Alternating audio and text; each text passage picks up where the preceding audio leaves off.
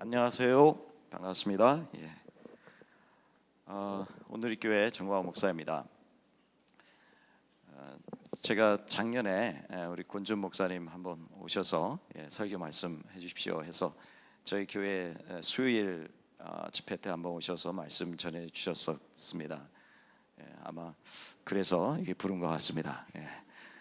오늘 또 이렇게 여성 예배 또 저녁에 제가 똑같은 본문을 가지고 말씀을 전하게 되었습니다. 저희 형제 교회는 시애틀 지역에서 참 가장 또 이름도 있고 또 내실이 있고 또 부흥하는 교회고 그렇게 알려져 있습니다. 제가 필라델피아에 있을 때 우리 그 권주 목사님을 처음 만나 뵙게 되었습니다. 저는 그 교회에 부교역자로 있었고요.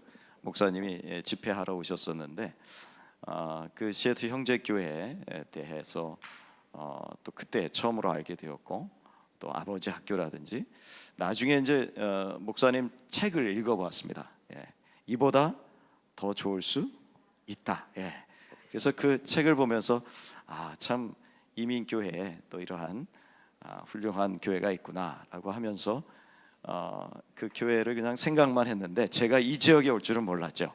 시애틀 지역에 왔고 또 우리 권준 목사님하고 옆에서 이렇게 같이 교제하고 또 형제교회 여러분 모르시겠지만 제가 가끔 또 와서 보기도 하고 그러면서 함께 교제할 수 있게 된 것이 얼마나 감사한지 모르겠습니다. 우리가 미국에 와서 살면서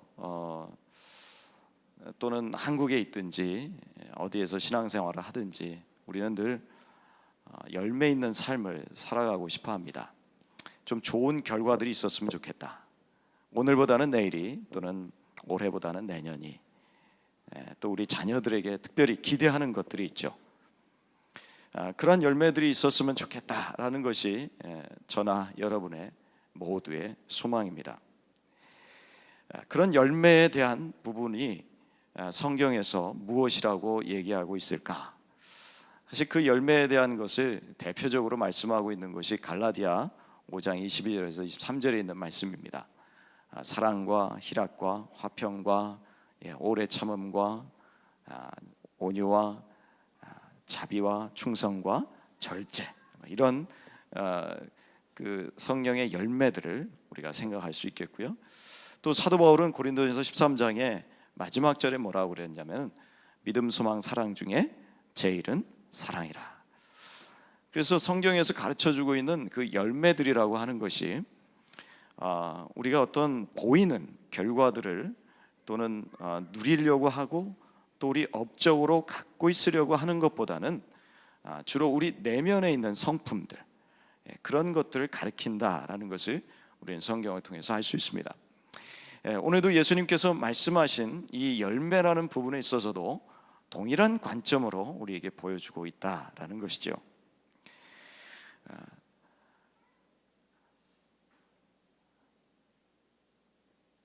미국에 살다 보면 제가 미국에서 그 뉴욕에 있는 어떤 그 목회자들의 이야기를 들은 적이 있습니다. 제가 우리 교회에서 알파 코스 때 한번 쉐어한 내용이기도 합니다만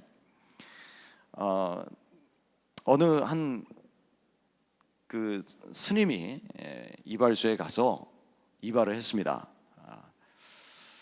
근데 그 이발소에 계신 분이 집사님이셨어요. 교회 신실하신 집사님이었습니다. 그래서 스님을 딱 보고서 또 이발을 해드렸습니다. 이전보다 더 반질반질하게 그렇게 이발을 딱 해드리고 그리고 깔끔하게 해드리고 근데 스님이 딱 나가시면서 이발비가 얼마냐고 그래서 돈을 내시려고 하셨다라는 거죠. 그래서 그 집사님이 괜찮습니다. 중생을 위해서 기도하시는 분인데 제가 그거 하나 봉사 못 해드리겠습니까? 그러면서 깍듯이 인사를 했더니 이 스님께서도 감사하다 그러시면서 참 나가셨습니다. 자, 기분이 좋았습니다. 그래도 누군가를 이렇게 도왔다는 것이 굉장히 좋았죠. 그 다음 날 이발사된 집사님이 딱 그 출근을 하게 됐습니다. 출근을 하면서 보니까 멀리 그 이발소 앞에 뭔가 비닐봉지 하나가 대롱대롱 달려 있는 것입니다. 뭘까? 그리고 딱 가서 봤더니 제과점에서 나온 빵 10개, 그 10개가 딱 걸려져 있었습니다. 거기 메모에는 어제 이발을 하고 가신 스님이 이렇게 이발을 해줘서 고맙다라는 그러한 답례로 그 빵을, 제과점 빵을 딱 맛있는 빵을 놓고 가신 것입니다. 자, 그런데 그날은 또 신부님이 딱 이발을 하러 오신 것입니다. 그래서 신부님이 딱 오셔서 또 이발을 합니다. 집사님이 아주 정성스럽게 잘 다듬어 주셨습니다. 자, 그리고 또 신부님은 나갈 때 얼마냐고 물어봅니다. 이번에도 예외 없이 집사님께서 괜찮습니다. 제가 신부님을 섬겨드리고 싶습니다. 그냥 가십시오. 신부님도 너무 감사하다고 인사하고 나가셨습니다. 근데 그 다음날 아침에 보니까 저 멀리서 보니까 뭔가 비닐봉지에 너플너플 거리는 것이 있더라는 거죠.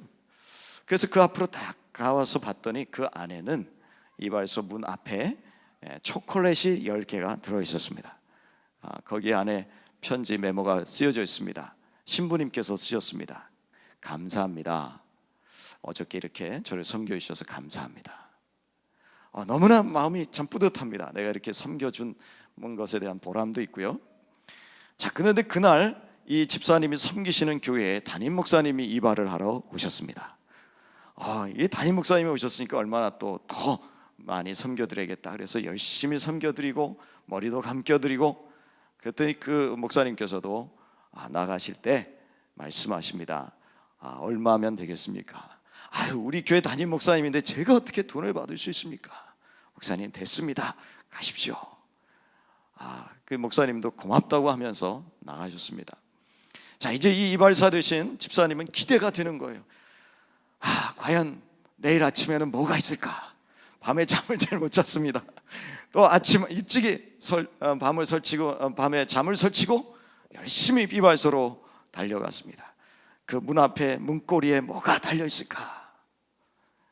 자, 그렇게 흥분하며 나아갔을 때 여러분 무엇이 있었는지 아십니까? 목사님 친구 목사님 10분이 그 앞에 쫙 대기하고 서 계셨다라는 그런 웃지 못할 이야기가 있습니다. 우리가 예수 믿는 사람들로서 세상 사람들에게 참 칭찬도 받을 때가 많습니다. 그러나 때로는 우리가 예수 믿는 사람들이 참 깍쟁이다, 덕이 안 된다, 양보할 줄 모른다, 그런 이야기들을 좀 들을 때가 있죠. 그리고 우리 친척들이, 특별히 우리 가족들이 나는 너 때문에 예수 못 믿겠다, 너처럼 네 주장과 네 고집대로만 사는 사람하고는 내가 살기도 힘든데 네가 믿는 예수를 내가 믿겠냐. 자, 우리가 이런 우리 내면에 그런 고민들이 있습니다. 뭔가 우리가 좀 달라져야 되는데, 우리 성품이 좀 달라져야 되는데, 또 욕심도 좀 내려놔야 되는데, 그러한 열매들을 맺기 위해서 우리가 어떤 삶을 살아야 될까? 우리 모두가 다 안고 있는 고민들이라는 것입니다. 그런데 오늘 본문에 봤습니다만 열매라는 것, 이것은 우리 하나님께서 그렇게 원하시는 것이다 라는 것이죠. 여기 예수님께서 당신을 가리켜서 참 포도나무라고 했습니다. 자, 예수님께서 나는 참 빛이라, 참 떡이다, 자, 이런 말씀들을 하셨는데 여기에서 참이라는 말이 들어감으로써 그러면 대조되는 것이 나옵니다. 참, 이 포도나무라는 것과 대조되는 것, 그림자와 같은 것, 바로 그것이 무엇이냐면요, 이스라엘 백성이었습니다. 우리가 이사야 5장에 보면은 우리 대표적인 구절입니다만, 우리 하나님께서 이스라엘 백성들을 포도나무로 삼으셨습니다. 극상품 포도나무로 삼으시고 포도원에 심었습니다. 자, 그래서 기대하신 것이 무엇입니까? 이스라엘 백성을 통해서 나오는 열매죠. 포도나무를 심으면 당연히 농부 되신 아버지께서 기대하시는 것이 열매입니다. 그런데 그 극상품 열매를 얻기를 바라셔서 극상품 아주 좋은 포도나무를 심었습니다만, 그러나 들포도나무를 맺었다라고 기록되어 있습니다. 기대와 다르게 빈 포도나무, 아니면 열매를 맺었어도 형편없는 포도 열매를 맺었었다라는 것이었습니다. 그런데 여기 보니까 예수님께서 나는 참 포도나무다. 자, 그런데 예수님은 어떤 모습이셨냐면요, 이 땅에 내려오셔서 사실 때 무슨 집도 없으셨고 또 고운 풍채도 없는 분이셨습니다. 자라나기를 또 연한 풀처럼 자라나신 분이었다. 이사야 53장에 또 그렇게 되어 있습니다. 볼품도 없으시고 사람들에게 멸시를 당하면서 사셨습니다. 자, 그런데 그 예수님을 보고서 사람들이 뭐라 그랬냐면은, 너는 50도 안 되었는데 네가 어떻게 아브라함보다 먼저 있었느냐, 그 말씀을 하십니다. 그 말씀은 뭡니까? 예수님은 박삭 늙었다. 이제 갓 30밖에 안 되신 분인데 너무나 고생을 많이 해서 고운 모습이 없었다라는 것입니다. 자, 외모는 그랬지만, 겉으로 볼 때에는 형편없는 모습이었지만, 그러나 하나님께서 예수님을 향해서 뭐라고 말씀하시냐면, 이는 내 사랑하는 아들이라. 그걸 2번이나 말씀하십니다. 이스라엘 백성들이 실패한 그곳에서 예수님께서는 참 포도나무로, 또한 많은 열매를 맺을 수 있는 분으로 우리에게 제시되고 있다는 것입니다. 이스라엘을 대체하셨습니다. 그 주님께서 하나님 나라로, 그 인격을 가지고 실제 하나님 나라로 이 땅에 오셨습니다. 이제 모든 믿는 자들이 예수님 안에 연합되게 되었습니다. 자, 그런데 왜 포도나무로 비유를 하셨을까? 그리고 우리를 왜 포도나무에 붙어있는 가지로 비유하셨을까? 여러분, 포도나무를 보신 적이 있으십니까? 예, 포도나무 보셨죠? 포도나무가 참 모양이 볼품이 없습니다. 그리고 그 포도나무는 열매 맺는 포도 외에는 다른 것으로는 쓸 수가 없는 거예요. 무슨 건축물의 자재로도 쓸 수 없고 가구로도 쓸 수 없습니다. 오로지 포도나무에게서 기대되는 건 뭡니까? 포도 열매입니다. 자, 바로 이것을 통해서 우리에게 교훈하시려고 하는 건 뭐냐면은, 우리 신자들 또는 이스라엘 백성들 모두에게서 하나님께서 기대하시는 것이 뭐냐? 포도나무와 같은 존재들아, 내가 너희들에게서 바라고 있는 것이 무엇인 줄 아느냐? 열매다. 그 열매를 맺지 못하면 아무 쓸데없는 거야.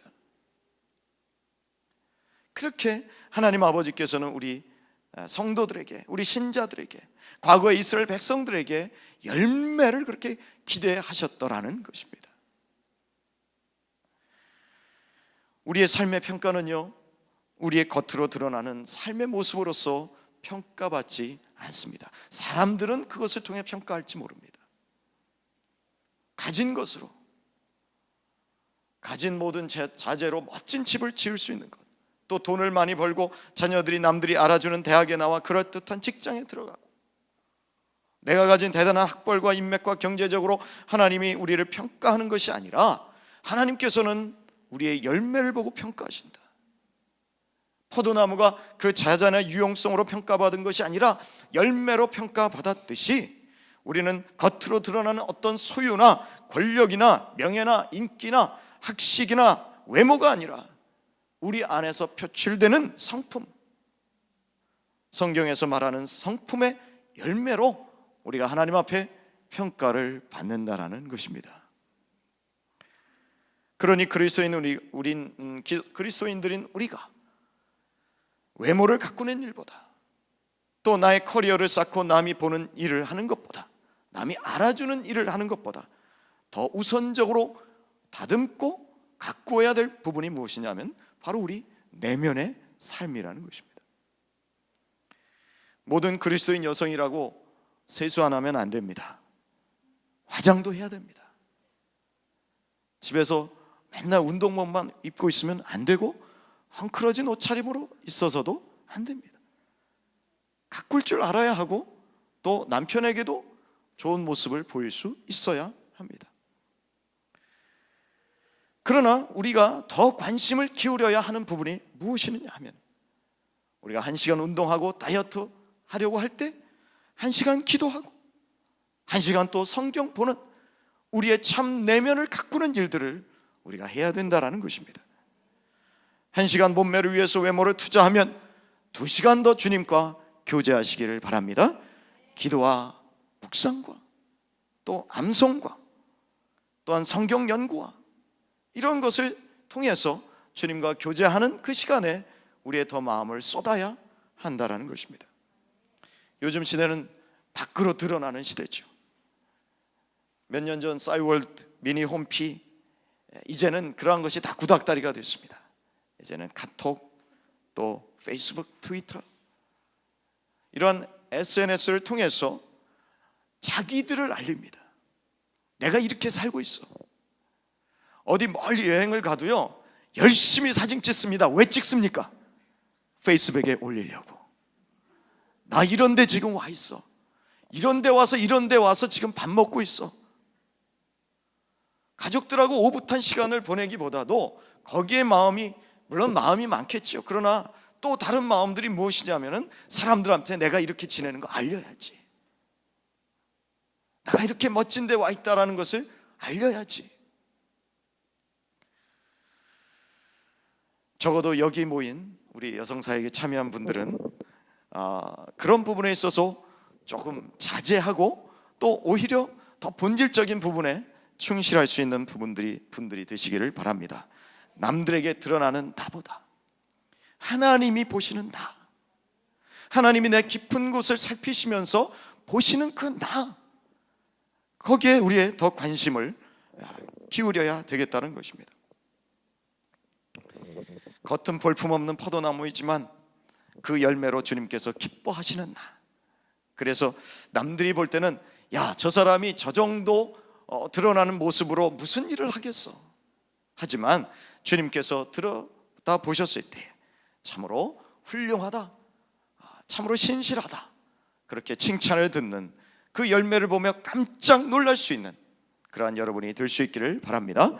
이제 1절 후반부에 보면 내 아버지는 농부라고 말씀하십니다. 농부로 하시는 일이 무엇이냐 하면은 하나는 제거하시고 하나는 무엇입니까? 깨끗게 하시는 일을 하십니다. 자, 그런데 여기서 오해하는 부분이 있습니다. 제거한다 그러면은 우리가 영어 성경에 보면 cut off 한다든지 take away라는 그런 말로 표현을 하고 있습니다. 그래서 열매를 맺지 않으면 그냥 예수님, 우리 하나님 아버지께서, 농부 되신 아버지께서 무자비하게 그냥 그것을 탁 없애버리는 분으로, 가지를 없애버리는 분으로 이렇게 생각할 수 있습니다. 그래서 대부분의 영어 성경들이 이렇게 번역을 한 성경들이 많이 있습니다. 자, 그런데 이 원어의 의미가 아이로라는 그런 그 원어를 쓰는데요, 그 원어의 첫 번째 의미는 무엇이냐면은 들어준다라는 의미입니다. take up 한다는 의미. 자, 그런 의미로가 쓰이는 것이 제일 먼저 의미예요. 그리고 제거한다라는 의미는 어떤 사전적인 의미로 봤을 때는 한 4번째 정도 되는 의미입니다. 자, 그렇다면 우리가 이것을 제거한다라는 의미로 쓸 수도 있겠지만, 그러나 어떻게 합니까? 들어준다. 자, 포도나무 가지가 만약에 치렁치렁 들어져 가지고 땅바닥에 있다고 해보십시오. 열매를 제대로 맺겠습니까? 아니죠. 포도나무는 고구마가 아닙니다. 연근이 아닙니다. 감자가 아닙니다. 자, 그러한 것들은 어떻게 해요? 아래로 들어가야죠. 그래야 열매를 맺습니다. 그러나 포도나무는 밑으로 처지면, 땅바닥에 내려앉으면 열매를 맺을 수가 없습니다. 그러므로 우리 농부 되시는 분들이 와서 가지가 치렁치렁 쳐져 있으면 그것을 들어 올려 주는 것입니다. 우리의 삶도 마찬가지죠. 축축 처져 있는 삶이라고 했을 때 열매를 맺을 수가 없습니다. 자, 우리 시애틀에 많이 사시면서 비를 우리는 즐겨야 합니다. 아멘. 비를 즐겨야 됩니다. 왜 이렇게 비가 많이 와? 그러면 우리는 견딜 수가 없습니다. 저는 처음에 왔을 때 우리 교인들에게 이런 얘기를 했습니다. 왜 하나님은 구름을 총천연색으로 안 만드셨겠습니까? 안 만드셨을까요? 저는 이렇게 처음에 시애틀에 와서 비가 오고 맨날 잿빛 하늘이 된 것이 좀 견디기 어려웠습니다. 하나님, 좀 이런 날씨 있는 지역이라면 좀 더 빨주노초 파남보와 같은 그러한 구름이라도 해주면 훨씬 더 밝지 않았을까요? 비는 비대로 오고 하늘은 하늘대로 좀 화려하면 얼마나 좋겠습니까? 우리는 가끔가다 좀 그렇게 살면서 축축 처질 때가 있습니다. 날씨 보면서 축축 처지고, 그럴 때요, 처져 있으면 안 됩니다. 하나님 앞에 나아가서 우리 자신을 주님 앞에 들여 올리는 그러한 일들을 해야 될 줄 믿습니다. 계속 처져 있으면요, 샹송 듣고 있으면요, 자꾸 어떤 생각이 듭니까? 70, 80 옛날에 듣던 그런 가요들 듣고 있으면 점점 더 마음이 축축 처져요. 우울해집니다. 오히려 그런 때는요, 집에 있는 전축에다가 또 찬양을, 신나는 찬양을 틀어놓고 같이 찬양도 하고 또 그 찬양 들으면서 기도하고, 그렇게 해서 하나님 앞에 올라가야 됩니다. 하나님이 들어주실 수 있도록 우리가 그 조건을 만드는 것입니다. 때로는 또한 주님께서 우리들을 깨끗하게 하십니다. 깨끗하게 한다는 말, 우리 카탈시스라는 말입니다. 우리 카탈시스, 정화작용한다는 것이죠. 하나님께서 우리가 열매를 맺는 조건을 만들기 위해서 어떻게 하시느냐? 우리를 들어주시고 또는 우리를 깨끗게 해주십니다. 삶의 전반에 있어서 우리가 열매를 맺지 못하는 것들이 있을 수 있습니다. 그럴 때 영적으로 해로운 것들을 제거하시고 정화하신다는 거죠. 나쁜 습관들을 제거하십니다.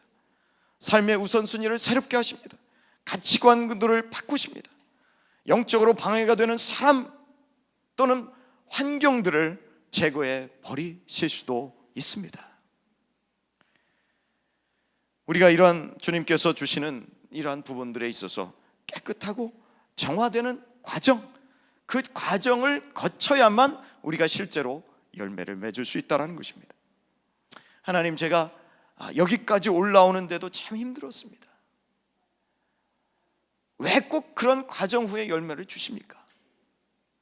지금 겨우 땅 짚고 올라왔는데 왜 또 시련을 주십니까? 왜 이렇게 관계의 힘듦을 주십니까? 우리가 그렇게 질문을 할지도 모릅니다. 그런데 어디 햇빛만 받고 열매를 내는 곡식이 있던가요? 그렇다면 그것은 가짜죠. 폭풍과 비바람 속에서도 가지에 딱 붙어있는 능력을 가져야 합니다. 그래야 비로소 진짜 열매를 맺게 되는 것입니다. 하나님께서 우리 삶에 해로운 것들이 제거되어 나가기 시작할 때 비로소 그때서야 열매를 맺는 것이죠. 그렇게 하나님 우리를 준비시켜 나가는 것입니다. 혼자 신앙생활 하는 사람은요, 진짜 열매를 맺기 어렵습니다. 우리가 공동체 생활을 하게 되면 나와서 참으면 싫은 사람이 반드시 거기에 있습니다. 진짜 꼴보기 싫다. 내가 모 교회를 나와서 H교회로 왔는데 거기에 갔는데도 그런 사람이 있더라. 여러분, 자꾸 피해 다닌다고 해서 해결이 되지 않습니다. 이런 데가 교회야, 그렇다면 내가 교회에 나가지 않겠다 그리고 혼자 내가 신앙생활 하겠다 하면 그것이 처음엔 마음이 편할지 모르지만 실제로 그 사람이 열매를 맺는 데는 큰 지장이 있습니다.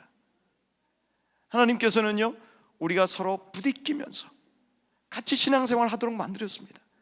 내가 형제교회가 이런 사람이 있어서 싫어서 온누리교회로 가죠. 온누리교회 그 사람이 똑같이 있습니다. 얼굴만 바뀌어서 변장하고 그 자리에 딱 나와 있습니다. 우리는 견뎌야 돼요. 그러한 사람으로 같이 부딪히면서 하나님께서 이 사람들을 통해서 나를 다듬으시는구나, 내가 열매 맺는 사람이 되게 하시려고 이런 사람들을 주셨구나. 공동체가 그래서 필요한 것입니다. 교회가 그래서 필요한 거예요. 그래서 모이기를 힘써야 합니다. 이런 모임이 있으면 자주 나와서 같이 모이고 찬양하고 소그룹에서 같이 성경 공부도 하고 꼴보기 싫은 사람도 사랑하기 위해서 몸부림쳐야 합니다. 주님께서 우리를 다 정화시키는 과정으로, 열매 맺는 과정으로 우리에게 이렇게 인도하고 계시다라는 것입니다. 아침에 일어나서 여러분 제일 먼저 하시는 일이 뭡니까? 일어나자마자 컴퓨터를 트십니까? 태블릿을 열어보십니까? 밤새 누가 나한테 또 연락을 했나? 그걸 먼저 부비시면서 보십니까?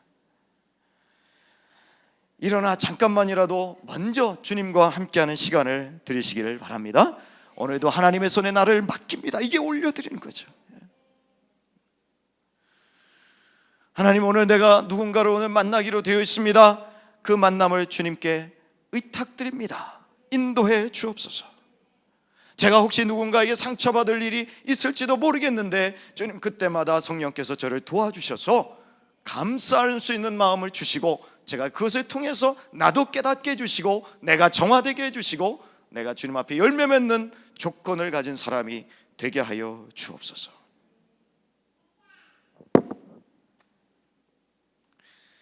무엇으로 우리 자신을 깨끗게 할 수 있습니까? 정화될 수 있습니까? 우리 3절에 보시면 뭐라고 말씀되어 있습니까? 너희는 내가 일러준 말로 이미 깨끗하여. 말이에요. 말씀이에요. 하나님의 말씀만이 우리를 깨끗게 하시는 줄 믿습니다. 그러므로 아침에 일어나서 기도하고 말씀을 읽는 것, 우리가 주님 앞에 열매 맺는 너무나 좋은 훈련이요 조건이 되는 일이라는 것을 우리가 기억해야 될 줄 믿습니다. 열매 맺는 구체적인 방법입니다. 4절에 보면 내 안에 거하라. 나도 너희 안에 거하리라. 자, 여기에서 이 말씀을 어떻게 번역을 할까? 내 안에 거하라, 그렇게 명령을 하시죠. 자, 근데 그 다음에 나오는 말에 대해서는 조금 번역들이 여러 가지가 있습니다. 내 안에 거하라, 그러면 나도 너희 안에 거하리라, 뭐 이렇게 번역하기도 하고요. 너희는 내 안에 거해야 한다, 나도 너희 안에 거해야 한다, 뭐 이런 식으로 번역하기도 합니다. 그런데 제가 좋아하는 번역은 뭐냐면 내 안에 거하라, 내가 너희 안에 거하는 것처럼. 자, 이것은 뉴 예루살렘 바이블이라는 그 성경이 저랑 좀 비슷한 그러한 번역을 했습니다. 이미 주님이 우리 안에 거하시는 줄 믿습니다. 거하는 것처럼 너희는 내 안에 거해라. 그렇게 거하는 것이 우리가 열매를 맺는 비결입니다. 거한다라는 것이 무엇입니까? 사는 것이죠. 친밀한 교제를 누리는 것입니다. 우리가 예수님과 떨어져 있으면 열매를 맺지 못합니다. 가지는 포도나무에 붙어 있어야 합니다. 생명을 유지하려면 붙어 있어야 합니다. 열매 맺는 삶을 위해서는 반드시 그 안에 붙어 있는 생명의 작업이 필요합니다. 그런데 뭐라고 말씀하십니까? 4절에 보면은 너희도 내 안에 있지 아니하면 그러하리라. 과실을 맺지 못할 것이다. 여러분, 우리가 열매를 맺으려면요 최소한 3년 정도는 기다려야 된다고 합니다. 여러분, 그 배우자 중에서, 남편 중에서 오랫동안 기도해서 예수를 믿은 분들이 아마 있을 줄 압니다. 결혼할 때 예수 믿겠다고 약속해놓고 그 다음에는 아주 그 다음부터는 철면피가 돼서 약속을 안 지키다가, 그러나 온갖 산전수전 다 겪고 그리고 예수 믿고 돌아오신 분이 있습니다. 그 얼마나 감격스럽습니까? 감사하죠. 그런데요, 처음부터 예수 믿고 나서 참 훌륭한 인격을 가진 사람이 있느냐라는 것이죠. 없습니다. 우리가 우물에 가서 숭늉을 찾는 경우가 참 많아요. 여보, 당신이 지금 이렇게 예수 믿었으면 열매를 맺어야지, 인격이 좀 변해야지, 그 급한 성격이 좀 변해야지. 근데 여러분, 시간이 필요한 거예요. 우리 주변에 또 내가 전도해서 예수 믿은 사람이 있습니다. 그런데 성품이 그렇게 쉽게 잘 변하지 않습니다. 예전에 가졌던 그 습관들이 잘 변하지 않는 거예요. 그래서 어떤 나무가 열매를 맺기 위해서는 3년 동안 가지치기도 하고 순도 따져야 돼. 그래야 열매를 맺는다고 하듯이, 어떤 예수 안에 들어온 사람이 열매를 맺기 위해서는 어떤 과정이 필요하냐면 인내의 과정이 필요한 것입니다. 그런데 우리가 기억해야 되는 것은 반드시 그 안에 붙어 있으면 뭐예요? 열매를 맺는다라는 약속입니다. 더디지만, 그러나 주님 약속하셨으니 열매 맺을 줄 믿습니다. 약속하셨으니 내 남편이 참 온유한 성품이 될 줄 믿습니다. 약속하셨으니 내 남편이 이제는 그저 교회 가장자리에 있는 사람이 아니라 이제는 교회 안으로 들어와서 충성된 일꾼이 될 줄 믿습니다. 내 남편이 안에 있으니까, 가지 안에 붙어 있으니까 그것을 믿는 믿음을 가지라는 것입니다. 왜냐하면 약속해 주셨기 때문에. 오늘 그 약속을 우리에게 주고 계시더라는 것입니다. 5절에도 보면 나는 포도나무에 너희는 가지니 저가 내 안에 내가 저 안에 있으면 이 사람은 과실을 많이 맺나니 나를 떠나서는 너희가 아무것도 할 수 없느니라. 분명히 약속하십니다. 많은 열매를 맺을 것이다 라고 또한 분명히 우리에게 가르쳐주고 계십니다. 주님을 위해서 열심을 내고 열매를 맺을 생각이 없는 사람이 누가 있겠습니까? 그러나 오늘도 진짜 열매를 맺기 원한다면 그 안에 붙어 있어야 합니다. 그 붙어 있는다는 게 무엇입니까? 내 생각이 주님의 생각이 되고 주님의 생각이 내 생각이 되는 것입니다. 일치가 되는 것입니다. 요한복음 17장에 보면 예수님께서 우리 성도들을 위해서, 제자들을 위해서 기도하시는 장면이 나오는데 뭐라고 기도하시느냐면, 주님, 우리 예수님께서 우리 하나님 아버지와 내가 하나가 된 것처럼 우리 제자들도 우리와 하나가 되게 해 주십시오. 무슨 말입니까? 같은 인격이 되게 해주시고 같은 성품이 되게 해주시고 같은 생각을 품게 해 주십시오. 그렇게 되게 해달라는 것이죠. 그것이 안에 들어가는 것입니다. 그렇게 되지 않으면 어떻게 됩니까? 우리는 말라져 버린다라고 6절에 말씀하고 있습니다. 여러분 겁내지 마십시오. 여기서 말라져 버린다라는 것은 우리 구원받은 사람이 구원을 뺏긴다라는 의미는 아닙니다. 그리스도 안에서 한 번 받은 구원은 영원한 줄 믿습니다. 그것은 누가 뺏어가지 못해요. 하지만 우리가 열매를 맺지 못하는 그 행실들은요, 하나님 앞에서 아무 소용이 없다라는 거예요. 불로 그 공력을 시험할 텐데 그 공력이 살아남지 못한다라는 의미에서 그렇게 말씀해 주시고 계시는 것입니다. 그러면 주 안에 거한다는 말이 무엇입니까? 15장 7절에 보면 너희가 내 안에 거하고 그 다음에 뭐라고 되어 있습니까? 내 말이 너희 안에 거하면. 그러니까 주님 안에 거한다는 의미가 무엇이냐면 말씀 안에 거한다는 것입니다. 말씀을 사모하고 말씀을 읽고 말씀을 묵상하고, 말씀 오늘 묵상을 했습니까? 그러면 그 말씀이 머릿속에서 떠나지 않고, 묵상한다라는 말의 의미가 무엇입니까? 묵상한다는 말 어원적 의미가요, 우물우물한다는 것입니다. 그 말씀을 우물우물하면서 계속 그 말씀을 되뇌이는 거예요. 자, 구약 시대에는 우리처럼 성경을 갖고 있지 않았죠? 그렇기 때문에 그들은 말씀을 어떻게 했습니까? 들어야 했습니다. 들은 말씀을 잊지 않기 위해서, 계속 기억하기 위해서 말씀으로 웅얼웅얼했던 것이죠. 그렇게 말씀을 묵상하는 것입니다. 말씀을 삶에 적용하는 것입니다. 말씀을 암송하는 것입니다.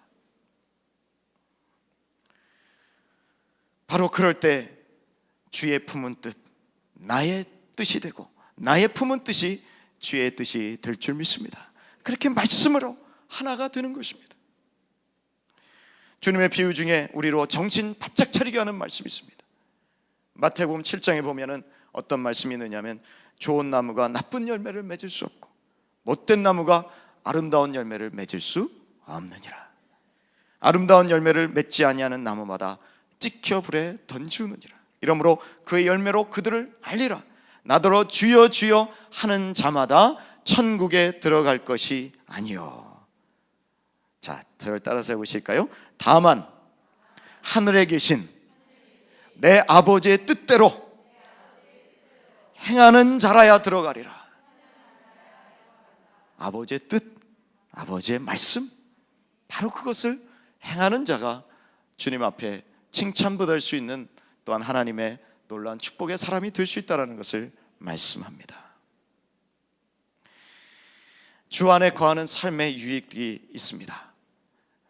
15장 8절에 보면 그 삶은 기도 응답이요 또한 제자가 되는 것입니다. 또한 아버지께서 영광을 받으신다고 말씀합니다. 또한 우리가 하나님의 제자로서의 어떤 삶으로 증명할 수 있는 부분이 된다는 것입니다.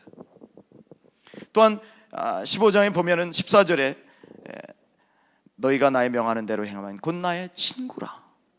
우리 예수님의 친구가 되는 특권을 누릴 수 있습니다. 저는 수많은 열매들 중에 오늘 요한복음 15장에 나온 열매들, 그 중에 하나는 11절에 나온 내 기쁨이라고 하는 것입니다. 내 기쁨이 있어 너희 기쁨을 충만하게 하려 함이라. 무슨 기쁨입니까? 여러분, 어느 기쁨이라고 되어 있습니까? 내 기쁨. 예수님이 갖고 계신 기쁨이에요.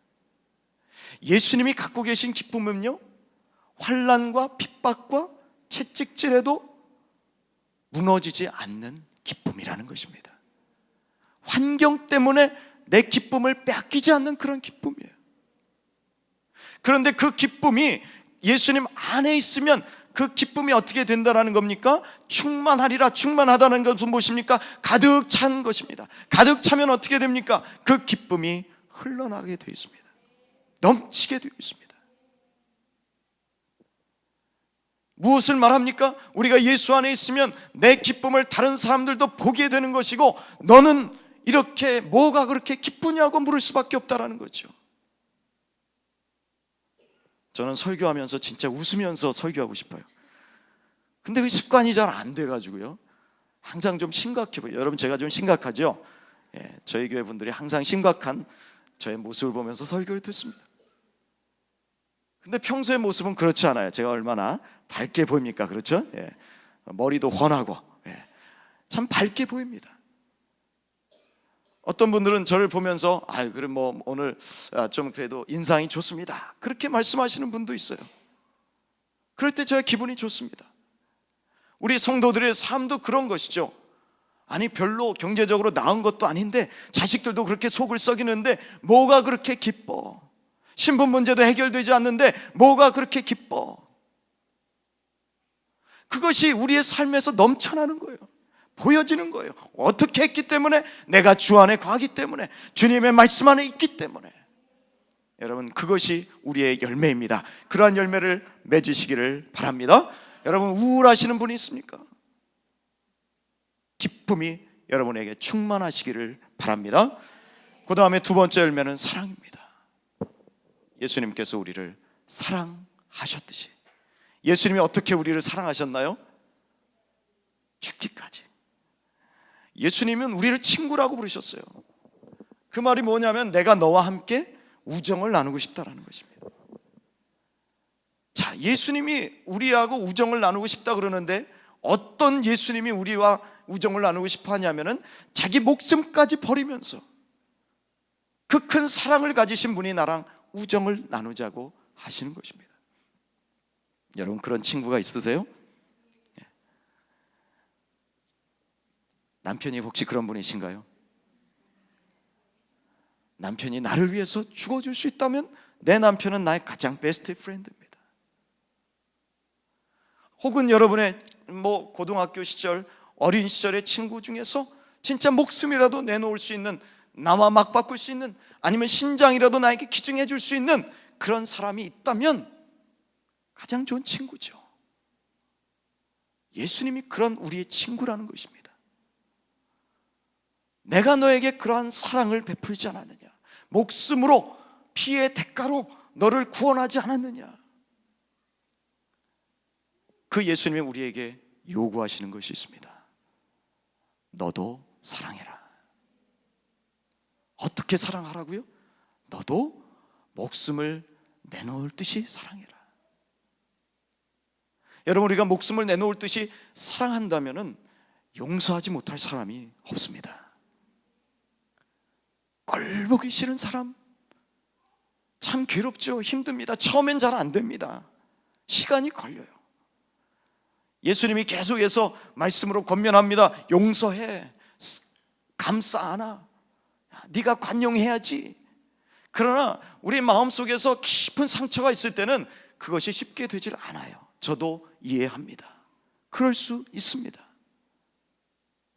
그러나 주님 안에 있다 보면 어떻게 됩니까? 결국은 우리가 그쪽으로 갈 수밖에 없다는 거죠. 우리 주님께서 매일매일마다 어쩌면 조금씩 그 부분들을 해결할 수 있는 방안들을 우리에게 허락해 주실 때가 있습니다.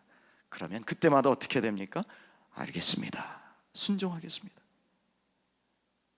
주님, 제가 한꺼번에 다 안 되지만 그러나 하나하나씩 순종하며 아버지의 사랑, 내가 그 사랑의 열매를 내 삶에서 맺어 가겠습니다.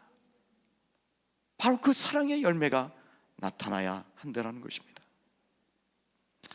우리가 형제 자매들을 위해서 사랑하는 그 큰 사랑의 모습이 무엇이냐면요, 기도하는 것입니다. 중보 기도하는 거예요. 하나님께서 너희들을 이렇게 사랑하셨으니 라고 말씀하면서 뭐라고 말씀합니까? 너희들도 그렇게 사랑하는 사람끼리 서로를 위해서 기도하라 그러세요. 중보 기도하라 그러세요. 그리하면 어떻게 됩니까? 이루리라 고 분명히 말씀합니다. 16절을 한번 같이 보시기 바랍니다. 우리 16절에 있는 말씀 한번 같이 한번 읽어보도록, 다시 한번 읽어보도록 하겠습니다. 예, 15절까지만 하셨군요. 제가 읽겠습니다. 16절에 뭐라고 되어 있냐면, 너희가 나를 택한 것이 아니요 내가 너희를 택하여 세웠나니 이는 너희로 가서 과실을 맺게 하고 또 너희 과실이 항상 있게 하여 내 이름으로 아버지께 무엇을 구하든지 다 받게 하려 함이니라. 이 다 받게 하려, 기도의 응답이잖아요. 너무 좋은 특권이잖아요. 그런데 어떤 문맥에서 이 부분이 나와 있습니까? 서로 사랑하라. 내가 너에게 목숨을 주면서 사랑했듯이 서로를 위해서 사랑하는 마음으로 서로 기도하면, 서로 중보 기도하면 그 응답을 주님께서 주시겠다라는 말씀인 줄 믿습니다. 그러므로요, 내가 나를 위해서 기도하는 것보다 내가 우리 자매들을 위해서, 나와 같은 그룹에 있는 형제 자매들, 순회에 있는 사람들, 구역에 있는 사람들을 위해서 서로 그 사람들을 위해서 간절히 사랑으로 기도하면 그 응답이 더 풍성하게 있을 줄 믿습니다. 하나님께서는 그러한 식으로 사랑하며 서로 기도하며 기도 응답을 받게 하셨다라는 거예요. 그러므로 우리 기도 응답 받는 가장 큰 비결이 무엇이냐? 사랑하며 서로를 위해서 기도하는 것이다. 나는 너를 위해서 기도해주고, 조건을 답니다. 너도 나를 위해서 기도해 주지 않으면 안 돼. 반드시 기도해야 돼. 이런 서로 사랑. 오늘 읽지는 않았습니다만 또 하나의 열매는 무엇이냐면요, 미움의 열매입니다. 미움의 열매? 내 안에 미움이 있는 게 아니고요, 다른 사람이 나를 미워하는 거예요. 무엇 때문에요? 예수님 때문에. 우리 예수 믿는 사람은 세상에서 세상 사람들이 다 좋아하고 다 환영하는 그런 사람들이 아니라는 거죠. 세상 사람들하고 같이 살지만 그러나 가치관에서 틀려야 돼요. 예수 믿는 사람들로서 다른 모습도 있어야 돼요. 내가 뭔가 깍쟁이 같아서 사람이 나를 미워하는 그런 거 말고요,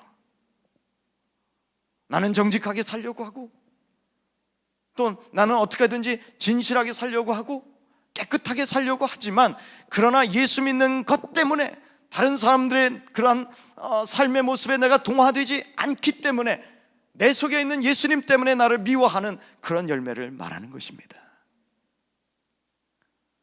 그런 면에 있어서는 우리는 타협하지 않아야 되는 거죠. 갑자기 미움의 열매라고 하니 여러분 얼굴이 다 굳어지셨어요, 다들. 그러나 예수 믿는 예수님의 제자들은 모두 다 그렇게 살았습니다. 그들을 사랑했지만 그러나 그들에게는 미움을 받았어요. 왠지 모르게 미움을 받았어요. 특별히 싫은 것도 없는데, 특별히 잘못한 것도 없는데. 시편에 보면은 그런 말씀이 있습니다. 물론 오늘 이 말씀에 보면 25절에도 그런 말씀이 있습니다만, 예수님이 인용한 말씀 중에 저희 율법에 기록된 바 저희가 연고 없이 나를 미워하였다 한 말을 응하게 하려 함이라 라고 되어 있습니다. 아무 까닭 없이 미워했다. 우리가 예수님을 더 사랑하고 예수님 말씀 안에 거하려고 하면 할수록 우리에게 사랑의 열매도 있고 또 기쁨의 열매도 있지만 또 무슨 열매도 있습니까? 세상이 나를 괜히 미워하는 그런 부분도 있으리라는 것을 우리는 어떻게 해요? 당연히 예상해야 된다는 것입니다. 그럴 때 우리가 어떻게 해야 되겠습니까? 할렐루야! 하나님, 내가 그런 사람이 되었군요. 나도 이렇게 세상 사람들이 애매하게 나를 미워하는 그런 예수님의 사람이, 제자가 되었군요. 저와 여러분에게 이러한 풍성한 열매가 있기를 바랍니다. 말씀을 맺겠습니다. 우리 하나님 아버지께서는 우리가 열매 맺기를 원하십니다.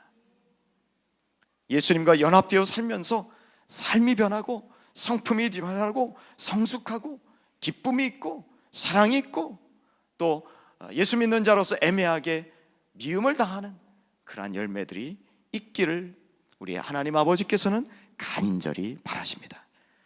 열매를 맺기 위해서는 어떻게 해야 됩니까? 주 안에 거해야 합니다. 주 안에 거한다는 것은 말씀 안에 순종, 말씀에 순종하는 삶입니다. 그리스도의 사랑 안에 사는 삶입니다. 주 안에 거하는 삶을 살아갈 때에 아버지께서 원하시는 열매를 맺게 됩니다. 우리는 주 안에 있을 때 기도응답의 특권을 받게 됩니다. 예수님의 친구라는 특권을 받게 됩니다. 또 하나님 앞에 영광을 돌리게 됩니다. 예수님의 제자라는 것을 증명하게 됩니다. 이렇게 살아가시는 저와 여러분이 될 수 있기를 간절히 바랍니다.